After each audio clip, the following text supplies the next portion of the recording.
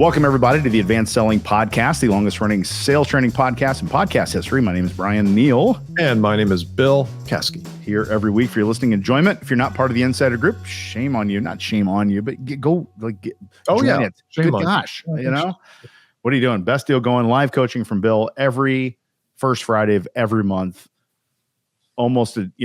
It's such an affordable, great hit for your sales life. Got to go do that. Be in the Insider Group for sure. If you're not a part of that, that's awesome. And we mentioned last time, Bill, but I wanted to revisit this. You sort of dropped in a little bit casually that you went to see the Eagles, rock band, the Eagles. Mm-hmm. And I didn't, because we were talking about other things, tell you my Eagles experience. And I just wonder if you had the same one. My Eagles experience was this.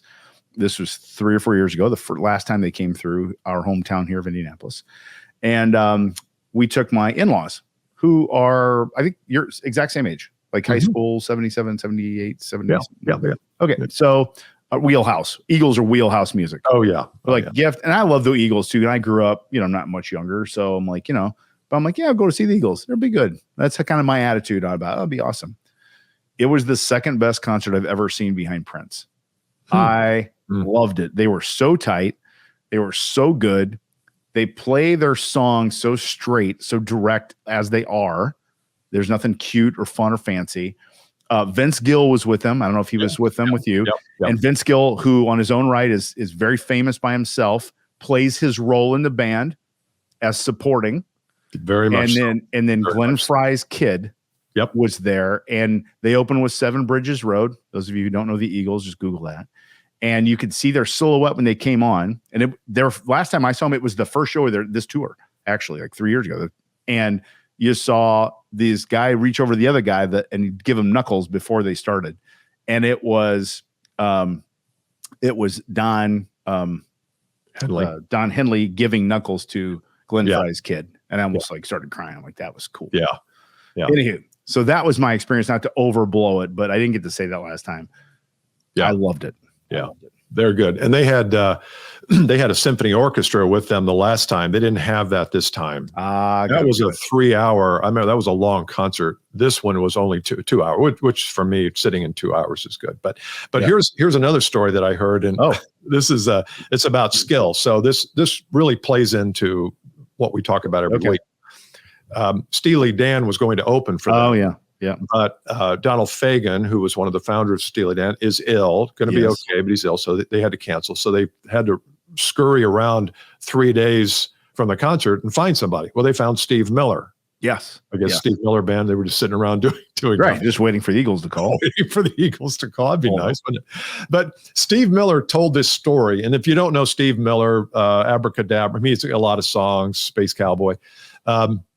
But he told a story. He said, when I was 5 years old, my dad was a musician and my mom was too. And my dad took me down to this bar, and Les Paul. Oh, geez. Les Paul is a famous guitarist, one of the original, just has his own guitar line or did. I think he still does. Still does. Les Paul, just amazing guitarist. And they went down to listen to Les Paul, and his dad went up to Les Paul and said, hey, do you mind? And that was back in the time when you could get to stars, do you mind if I record this? And Les Paul said, no, that's fine. So after this session was over, Les says, hey, can we go somewhere and listen to it? So they took Les Paul back to their house, little Steve Miller and his dad, and Les Paul listened to it. For the next 2 weeks, they recorded every session, and Les would come back. Les ended up staying with this family, the Miller family, for another 4 or 5 weeks. He got married to his girlfriend at their house. Oh, geez, so I didn't know this. Steve Miller said, if you want to learn how to play guitar, just hang around with Les Paul. Right, when you're 5 years old. You'll learn it. And that's how he learned to play guitar. Wow, I didn't know that. And I thought, God, if you don't learn it. And then his roommate in college was Boz Scaggs. I didn't know that either. Yeah. So Steve Miller's roommate was Boz Scaggs? Was Boz Scaggs at University of Wisconsin-Madison or somewhere. I didn't know that. High school, and they were roommates in college. So the point there is that I think when we want to be better at something, hanging out with people who are already world-class or at least really good, you'll just get a vibe from them. You can just suck out some of that knowledge and you can put it to use. You don't have to have them sit down and actually teach you chords. You can just watch them. And I Yes. know you study films, and you've seen in the pro NFL, people who are good are constantly trying to figure out, who do I want to surround myself with to be better? God, that's true, isn't it? Yeah. I did not know those stories. That's great. Yeah. The younger listeners, you got to Google these. You've heard this. Yeah, you probably right? don't. Yeah. Boz Scaggs, and those are great musicians. I didn't know that. That's fantastic. Yeah, but when you look at a guy like whoever is at the top of their performance, even Tom Brady, I heard him interviewed the other day. Great interview. You listen to their upbringing, and you're like, well, I can understand why Tom Brady or Les Steve, because they have intentionally configured their lives and the people they surround themselves with, including coaching, to raise their level. Most people won't do that. Most people just don't do that. Like Bill Gates used to sneak into the library, right? And talk to the professors late about the computer stuff. It's like, so interesting. All right. So that leads us to our topic, though. I'm trying to how to weave it in here. So sorry about that. Well, this is the thing. I think a lot of salespeople in our culture these days get a lot of messaging about the word passion. Mm-hmm. And I think it can be very conflicted for salespeople, because everybody runs around town saying, you got to do something you're passionate about.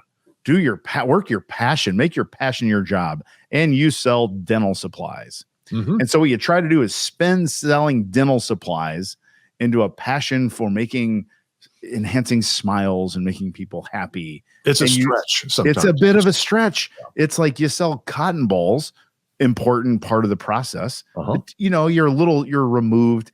And so I wanted to talk today about how salespeople can frame up the pressure they might feel around doing something they're passionate about. And some people could be passionate about selling and they found their thing. Some don't. And so I wanted to get your take on that. This was inspired a bit by a conversation I had with someone who's looking for a job, in the sales job, who's got a passion outside of that, and a video I saw by Rick Rubin. So let me tell you about the video, Bill, and then I want your thoughts here. Rick Rubin, if you don't know who Rick Rubin is, it's kind of music day, isn't it? But we're going up a decade. Rick Rubin was and is a music producer who essentially founded a lot of modern hip hop artists. Specifically, he was the sole producer at the time for the Beastie Boys and for Run DMC when they went mainstream. And then he worked on like hundreds of other projects later. Right. He's also known, people don't know this, he's the one who essentially, he if you hear him talk about it, he doesn't use the word bored, but he was looking for something to do. And he said, who needs their career reinvigorated? And he thought, he was listening to a Johnny Cash album. He's like, Johnny Cash is like forgotten about. He's like on riverboats, and you know what I mean? He goes, what if I took Johnny Cash and got him in here and produced him with modern music? And so Johnny Cash made a resurgence in the early 2000s by re-recording modern songs. He did a Depeche Mode song called Personal Jesus that was really popular among young people. Mm-hmm. That's Rick Rubin. So what Rick was saying about passion, though, he goes, look, your passion does not have to be your job. Your job is there to sustain you with, paying your bills and living and surviving. Right. And that can fund a passion that doesn't have to be connected, but there's so much pressure to make them both the same. Salespeople get stuck. They're like, yeah, I'm driving around the countryside, selling, commercial tools, and they're not passionate about that, but they love baseball. So they want to go be a baseball coach, but then they go, well, I can't really coach baseball. And so I just want to get your thoughts on that, Bill. How do you frame up passion and the pressure to make it your job if you're a salesperson? Well, first, everyone needs a Rick Rubin in their life. Right. Don't they? Rubin. I mean, not Rick, but a Rick Rubin. Truth.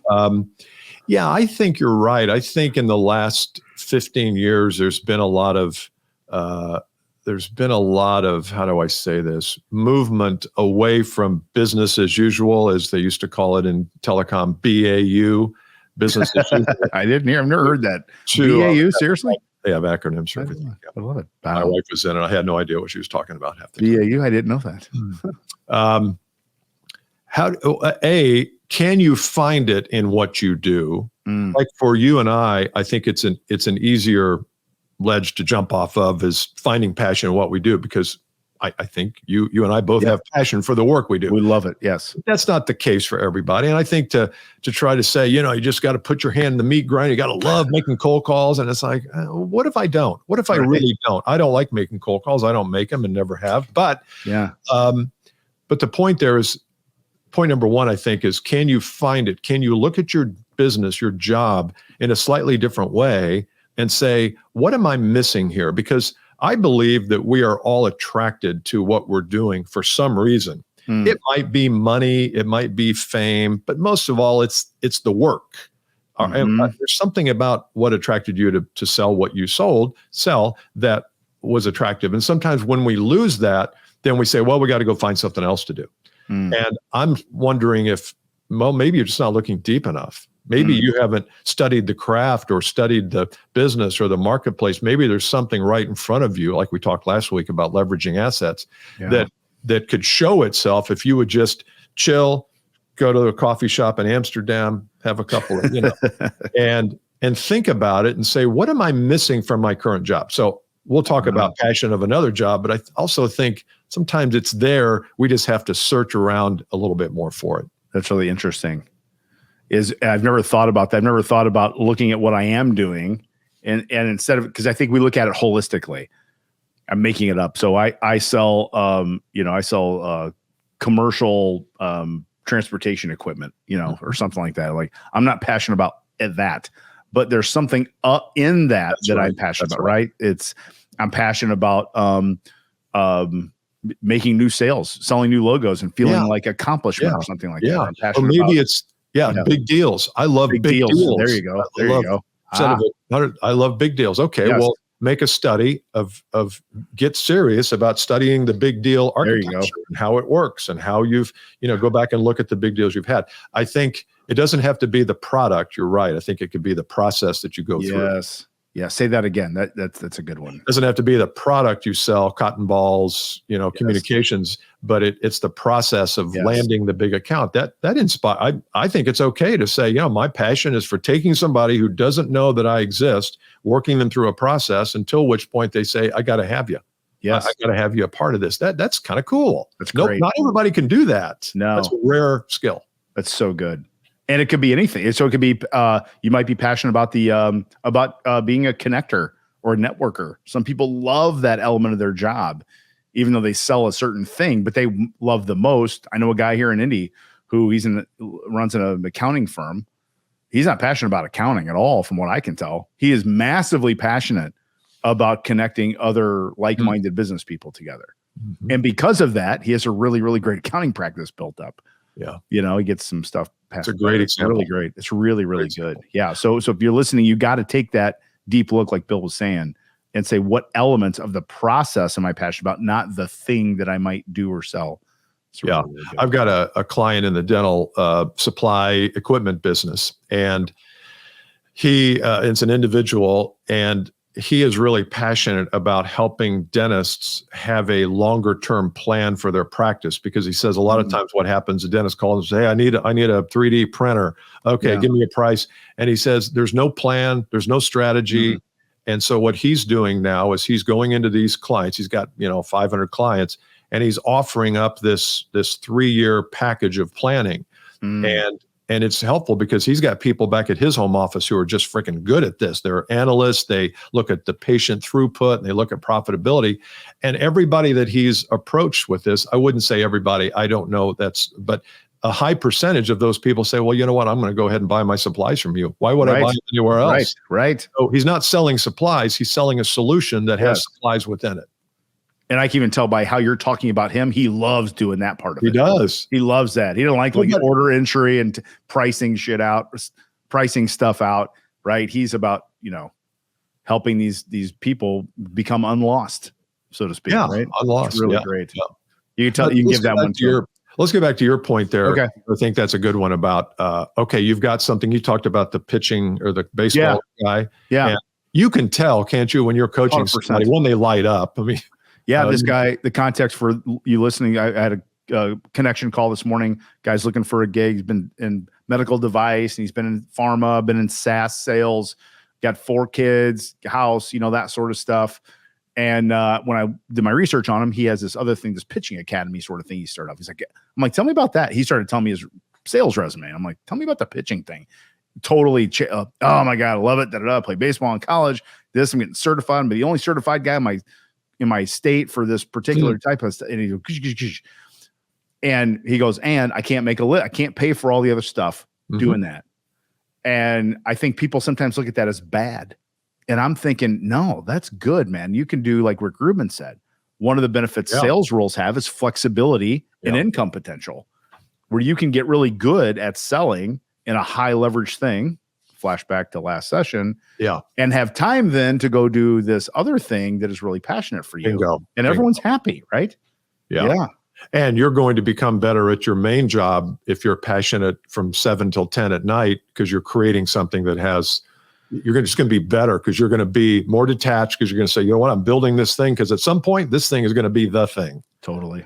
I just got goosebumps. It's very rare we get goosebumps on the Advanced Selling podcast, but I did. I can see them. Because I've got the jag on, but literally that's right. Then everything gets lifted up. You're better at selling dental equipment and dental supplies because you're so fulfilled with this other thing. That's right. So true. Let me give you some more goosebumps here, Bryan. Lay them on me, Billy. Because Billy. Can I call you Billy? Call me who? Billy. That's Billy. The work contract to me has changed a lot in the last 10 years. And the work contract used to be, when your parents were growing up, and mine is, get a job, stay with it for 40 years. You can retire and you won't have a lot, but you'll have a little, and be grateful for the company because they paid you.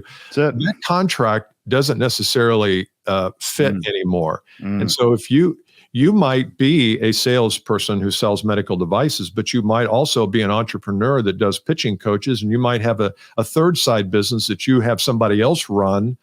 Those kinds of things are happening everywhere today because of the internet and because of your ability to create pretty quickly. You can put up a website for pitching, coaching, recruiting for, in 15 minutes. So you're in business quickly. You've got certification, doesn't require that. But the point is, I think we have to look at ourselves a little bit more like free agents. And I'm selling my 8 hours a day to the medical device company, but I've also got some other things that I'm interested in. And we've got to get okay with that. The problem is, if your current job wears you out, and you get home at 6 o'clock and you have 7 beers and you sit down and watch a Netflix series, you will never create that side gig. You just won't. You won't. No. And you won't. And then you'll be missing the passion fill, right? And then you're miserable again. Yep. And you got to find your way to these things. And I love that you're right, the employment contract. And this is also very open. These days, employers are super open to these things. Some companies even encourage like a side hustle is something else. Then now that we're talking about it, one of my other clients, she's a VP of client success. Later in her career, she's been like 30-year career. She's VP, super smart, knows her business. And I'm talking to her, and she lives down by my parents. And I said, I'm coming down, And she goes, well, you got to stop by my shop. I'm like, shop? What shop? She goes, my daughter and I, we own a bakery. I'm like, huh? You guys own a bakery? She goes, oh yeah. Me and my daughter, we loved it. And this is a very high earning, high level job. Yeah. And this is their passion thing. And they do both. She's not sitting there going, I'm trying to get away from corporate America, so I'm going to do this full time. She wouldn't do that. They're both living and she was so fulfilled in both. Now that you're saying. When she, I'm sorry to interrupt, when she walks in to her clients and brings some baked goods, my daughter and I have a business. The prospect doesn't say, well, you only do this full time. Well, I don't want to work. Totally. Oh my God, this is the great. Opposite. Can I buy something easy? Yes. Yeah, exactly. It's the opposite. Because there's almost a certain amount of, jealousy or just inspiration. Envy, right? Yes. Because everybody would love to have a side project that they love. They lose track of time on. Yes. And I love that. That's a goosebump story. There's a lot of goosebumps. It is. Today's the day, kids, right? You're driving around the countryside, like getting all, teared up. Like, man, the Advanced Selling podcast guys hit me today. But don't you think, though, that it has been drummed into us that, one job. You can't be binary choice. Stay in your lane, brother. Stay in your lane. Binary choice. And then we've also been, this is what irritates me beyond anything, is that you have to do your passion. That's it. Got to do your passion. That's right. Right. So then, like my little snarky joke, that's why there's so many broke life coaches running around. Yeah. Because they think their life coaching is their passion. And so they get some other life coach that says, hey, quit your job, and they quit their job and they have no money and they're running around trying to life coach people about money. You got no money. I'm like, keep your job that pays you $200,000 a year and do this on the side. That's right. And do them both. So step one is keep your job. Step two is find the passion within your current jobs. Maybe it's in a place that you haven't looked before. And 3, then you can step out and do some things on the side or weekend work. And I was listening to Mark Andreessen. Do you know who he is? He was one of the founders of Netscape. Oh, yeah. I always thought his name was Anderson. It's Andreessen? It's Andreessen. I've always thought his name was Mark Anderson. I know exactly who you're talking about. Yeah, he was on a Swedish guy, maybe? No? Swedish dude? Is he Swedish?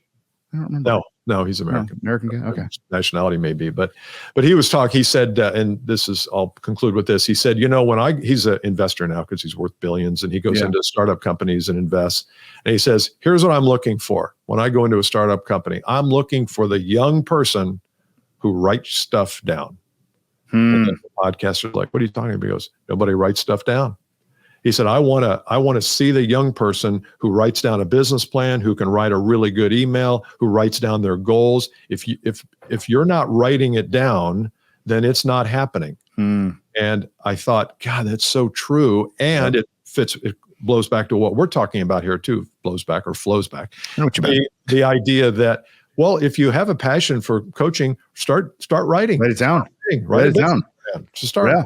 Write your program down. Yeah. Write your annual program. You want to be a coach? Write down your annual program. 12-month What are we doing in January? What are we doing in February?